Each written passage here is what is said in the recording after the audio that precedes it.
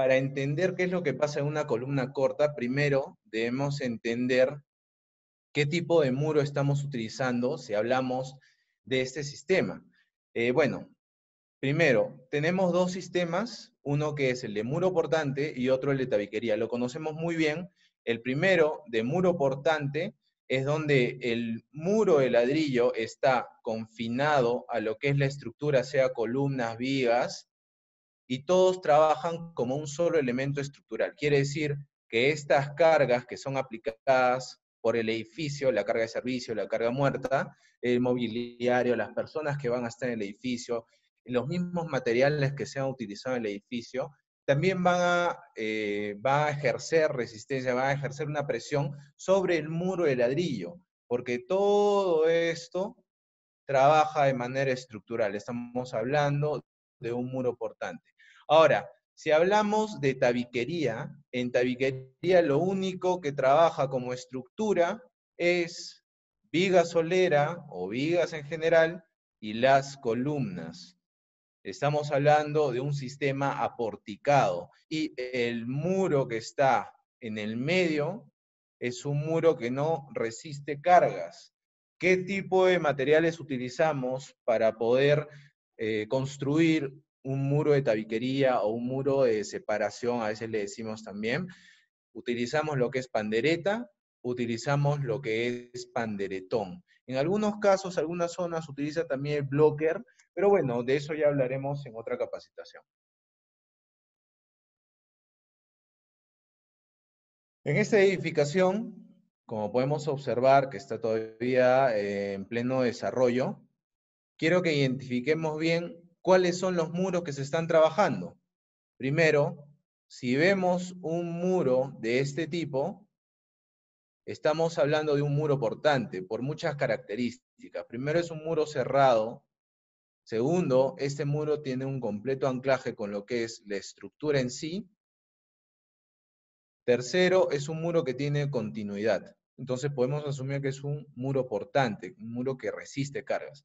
En este caso, o en estos pequeños, como nos damos cuenta, no están conectados a la estructura y trabajan de manera aislada. Si nosotros ejercemos una carga a este edificio en esta zona, lo que va a resistir esa carga es esta estructura, más no los muros. Esos son muros, tabiquería, son muros que sirven como parapetos, como una separación, como el parapeto de una ventana, el alféizar de una ventana, o este caso también, estos muros no son portantes. Si vemos al lado izquierdo de este edificio, estos muros son de relleno, no son estructurales. ¿Dónde ocurre el efecto de columna corta? No ocurre esto en lo que son muros portantes. En muros portantes no se da ese efecto. Se da en casos como este, se da en casos como este, y otros más que vamos a poder ver en el desarrollo de la presentación. Hablemos primero para entender un poco cómo trabaja una edificación frente a las cargas, a las fuerzas que se puede aplicar al edificio, y hablemos de los desplazamientos. Tenemos desplazamientos o fuerzas que se pueden aplicar en un sismo por el peso del edificio desde cualquier dirección, pero tenemos que enfocarnos en esta dirección. Las fuerzas que son horizontales o laterales, que son las que van a provocar este desplazamiento. Entonces, ¿qué es lo que pasa? Nosotros aplicamos una fuerza, en ese caso estamos hablando de esta fuerza al edificio, y el edificio lo que va a buscar es desplazarse. ¿Pero para qué? Para que la estructura pueda disipar o pueda eliminar toda esa energía contenida por el edificio. ¿Qué pasa? Que nosotros tenemos un edificio, vamos a retroceder.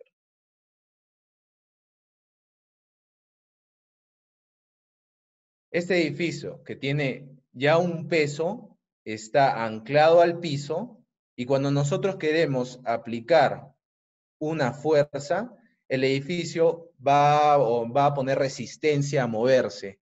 Eso es inercia. Si ustedes viene alguien y los empujan, no se va a mover con gran facilidad, porque el mismo peso de ustedes, así como el peso de un edificio, presenta esa resistencia ante esta fuerza. Pero igual va a haber un desplazamiento. Entonces, este desplazamiento es lo que tenemos que ir entendiendo cómo se comporta con el edificio. El edificio tiene una capacidad para desplazarse. Por norma, esto no debe exceder el 10% de su posición original. Entonces, tenemos que hacer una serie de cálculos, etcétera, para que el edificio pueda disipar o eliminar esta energía contenida por el edificio sin que presente alguna falla. Como bien saben, en construcción, ¿dónde es donde utilizamos nosotros más refuerzos transversales? ¿Qué son los refuerzos transversales? Estamos hablando nada más y nada menos que los estribos. En una columna, vamos a activar esto. En una columna, como se pueden dar cuenta, y como bien saben, en una construcción, donde colocamos más estribos, o colocamos los estribos con una mayor cercanía, o sea, empezamos a apiñar la cantidad de estribos que usamos, es en estas zonas. Estos son los puntos de contacto. ¿Qué pasa? Vamos a explicar poco a poco esto. En un edificio, si nosotros aplicamos una fuerza, el edificio primero va a someterse ante esa fuerza, primero presentando algo de rigidez para no moverse. Pero igual vamos a tener cierto desplazamiento. Por ejemplo, esta losa puede desplazarse hasta acá. ¿Qué va a hacer? Que esta columna, estoy exagerando para que se entienda bien el ejemplo, esa columna va a buscar deformarse y desplazarse hasta una losa, una columna y una losa. Si la columna se desplaza en este sentido, esta zona que es de anclaje entre viga y columna también va a buscar ir en ese sentido, al igual que esta zona. Son los puntos más críticos, por eso es que colocamos mayor cantidad de refuerzos. En este caso estamos hablando de los estribos, repito. Que eso va a pasar con todo el edificio. Ya estamos entendiendo más o menos cómo es que trabajan estas fuerzas exteriores, fuerzas externas y laterales al edificio, y cómo es que el edificio responde ante estas fuerzas. Ya entrando más a la famosa falla de columna corta. ¿Qué se suele hacer en edificación? Que en muchos casos es un error. Colocamos restricciones a ese desplazamiento. ¿Qué quiere decir? Que estamos uniendo o adosando un muro ajeno a la estructura. En este caso es un sistema aporticado. Y en este sistema aporticado lo que trabaja como estructura es esto. Es más, hablamos que en el caso de un muro portante, este muro necesita continuidad y acá tenemos un vacío. Quiere decir que no es un muro portante. Las cargas van a ser aplicadas sobre ese pórtico, columnas y vigas. ¿Qué estamos haciendo nosotros? Estamos adosando o construyendo este muro de ladrillo pegado a las columnas, a la estructura. Una columna está pensada para que su desplazamiento sea a lo largo de la columna. Quiere decir que el desplazamiento va a partir desde este anclaje, se va a desplazar de esta manera y va a terminar acá. Como decía antes, no estoy exagerando para que se entienda un poco. Acá tenemos una columna libre. ¿Qué va a pasar con el desplazamiento? Va a empezar acá y va a terminar acá. Pero si nosotros le colocamos, como en este caso, este es otro ejemplo, un muro pequeño que no es estructural, lo que estamos haciendo es que ante esta fuerza, el desplazamiento se va a ver limitado, va a querer desplazarse a esta zona, no va a poder, y recién en esta zona se va a poder desplazar. ¿Y qué es lo que está pasando con el edificio? Acá he puesto ya una serie de muros que están adosados a las columnas, al sistema estructural, en este caso, repito, un sistema porticado, y a mano derecha tenemos una simulación de cómo hemos colocado los estribos. Si explicamos que la columna está diseñada para que su desplazamiento sea en toda su extensión, ¿qué estamos haciendo nosotros? Limitar el desplazamiento hasta esa zona. Quiere decir que en esta altura no va a haber desplazamiento y el desplazamiento se va a dar en la parte de arriba. Sin embargo, ahora vamos acá a la derecha. A esa altura miren cómo están los estribos. Estos de acá. Si se dan cuenta, tenemos menor densidad o menor cantidad de estribos, para expresarlo más simple. Entonces, ¿dónde va a ser el desplazamiento? Va a ser a partir de esa altura. Va a ser en esta zona. ¿Qué va a pasar acá? Que los refuerzos no van a ser los necesarios para poder soportar ese desplazamiento. Esta columna no está pensada para soportar eso. ¿Qué pasa en el otro caso? En este caso, lo que estamos haciendo es restringir parcialmente este pórtico. ¿Y qué es lo que va a ocurrir? Para empezar, tenemos que entender que los desplazamientos están directamente relacionados a la altura. Entonces, explicamos eso un poco. ¿Qué quiere decir? Acá tenemos diferentes columnas. Las voy a marcar para que se entienda. Esta es la primera, la segunda, la tercera y la cuarta, en ese orden. ¿Ok? En este caso, a todas las columnas les aplicamos la misma fuerza, que viene a ser, como hemos mencionado acá, F1. Esta fuerza que se aplica a la columna, ¿cómo va a comportarse la columna ante esta fuerza? Esta va a tener este desplazamiento, esta va a tener un desplazamiento mayor, y así va a pasar con todas, que van a tener cada vez un desplazamiento mayor. Entonces, si se dan cuenta, este desplazamiento de acá va a depender de la altura que tenga la columna. Por eso es importante evaluar bien cuál va a ser la altura que le vamos a dar a cada piso. Entonces, ahora regresando un poco al dibujo. Vamos a verlo acá. Ya que tenemos este caso, ¿qué va a ocurrir si nosotros aplicamos también una fuerza? Esta columna tiene todo este desplazamiento, mientras que esta columna de acá está limitada por este pequeño muro y el desplazamiento va a ser a partir de esta zona. Quiere decir que la distancia de su punto inicial hasta donde terminó va a ser menor en el caso A. Y en el caso B, se va a prolongar más todavía. Estamos hablando de un mismo sistema estructural. Estamos hablando de un solo pórtico, en este caso, dos columnas. Pero tenemos dos desplazamientos diferentes. Se supone que toda la estructura se mueve como un solo elemento. ¿Sí? Si se desplaza el techo, todas las columnas que estén construidas y unidas a esas vigas del techo van a desplazarse de la misma manera. Pero acá tenemos en un mismo techo, este de acá, dos desplazamientos diferentes. ¿Qué quiere decir? Ya hablando de todo el edificio, lo que decimos de manera global, todo el edificio se comporta de una sola manera. Pero en este caso, A y B, tenemos dos comportamientos diferentes. Y todo el edificio se va a ver limitado al movimiento que tenga o al desplazamiento de la columna A.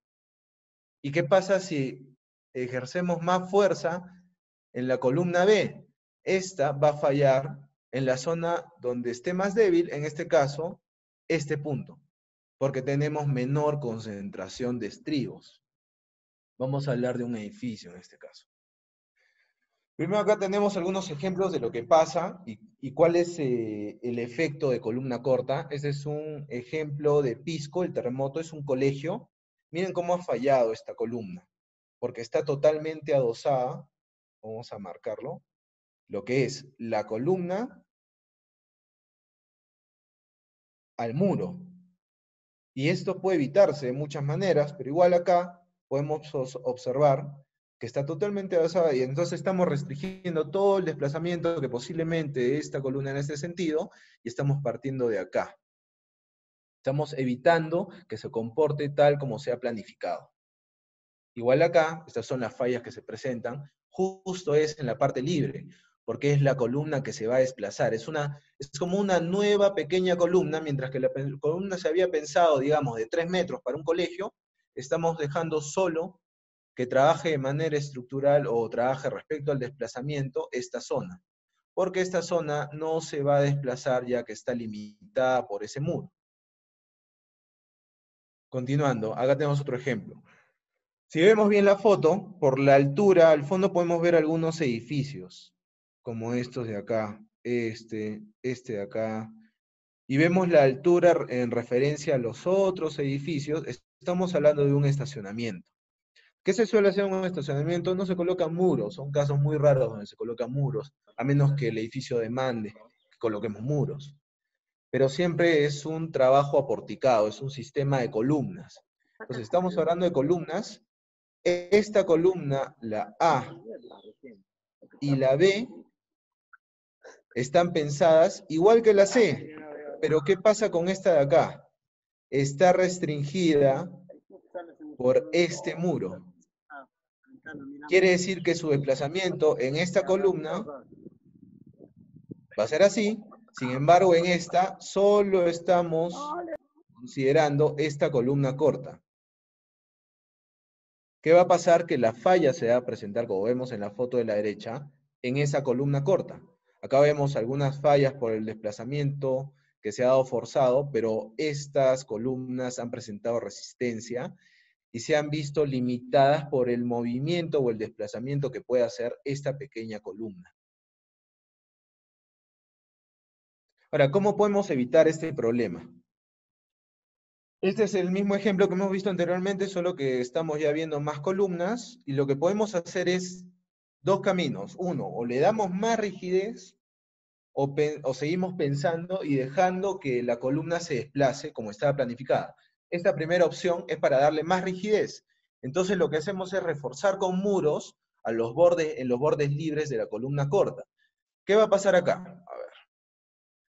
Si nosotros teníamos esta pequeña columna, quiero que miren en la parte de abajo, al lado del texto. Si tenemos una columna con esas dimensiones y esa altura, ¿qué va a ser más fácil que se doble? Hablando en términos más simples. ¿Esa columna o que se doble esta columna con mayor grosor? Es más difícil que esta columna de acá, la que es más gruesa, pueda desplazarse con tal facilidad o la misma facilidad con la que se desplaza esta columna, porque es más delgada, es más esbelta. Entonces lo que estamos haciendo es brindándole estos refuerzos para que lo que busque desplazarse sea toda esta gran zona. Porque al final, la columna, vamos a nombrar como la columna A, ya se ve restringida por este muro, y el desplazamiento va a ser a partir de este punto. Si nosotros acoplamos estos dos refuerzos, vamos a decir el B y el C, estamos dándole rigidez por este grosor, por esta sección de columna. Es mucho más ancha, está pensada con esta limitante que tiene el muro de ladrillo. Ahora la limitante también son estos dos refuerzos. Le estamos dando rigidez. Tendríamos que darle esa rigidez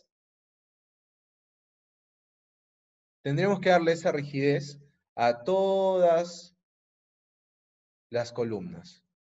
O sea, colocar los refuerzos en todas las columnas que tenemos en ese nivel. No nos confundamos que si ocurre en nivel 1, solo en el nivel 1 va a ocurrir, o en la primera planta. El segundo piso, la segunda planta ocurre, tenemos que pensar en el segundo piso, la segunda planta.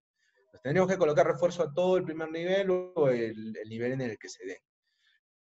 Este es un ejemplo, como pueden ver, hemos aumentado la sección de esa columna, entre comillas, porque tampoco estamos colocando fierro, estamos reforzando de manera lateral para darle rigidez. ¿Cuál es la otra opción? Posiblemente una opción más viable en muchos casos. El aislar todos los elementos que tenemos en toda esta edificación, o por lo menos ese piso o ese nivel. ¿Qué usamos? Las famosas juntas sísmicas. Hay un error, eso no es de sísmica, juntas sísmicas. Y lo que vamos a hacer es aislar este muro de este pórtico. ¿Y qué va a pasar? Que estamos dejando que ese pórtico se mueva libremente. Ahora, la altura va a definir cuánta es la separación que vamos a dejar. Porque como hablamos en una de las imágenes, no es esta altura va a desplazarse igual que esta altura. Entonces, poco a poco tenemos que ir entendiendo cuánto es el espacio que debemos dejar, y va a ver que vamos a familiarizarnos más con este método, porque es más fácil dejar una separación entre este muro, que no es estructural, y lo que sí es parte de la estructura, en este caso, este pórtico conformado por las columnas y esa viga de amarre. Entonces, lo que queremos es siempre pensar si vamos a darle rigidez o si vamos a dejar que este edificio siga con su libre desplazamiento. Yo recomiendo que sean las juntas sísmicas o estas juntas que permiten que el edificio se mueva libremente. Entonces estamos dejando que el edificio, la estructura, como dijimos en un inicio, disipe toda la energía que va a contener en el caso de un sismo que son movimientos laterales. Y dejamos que la estructura trabaje libremente. Bueno, la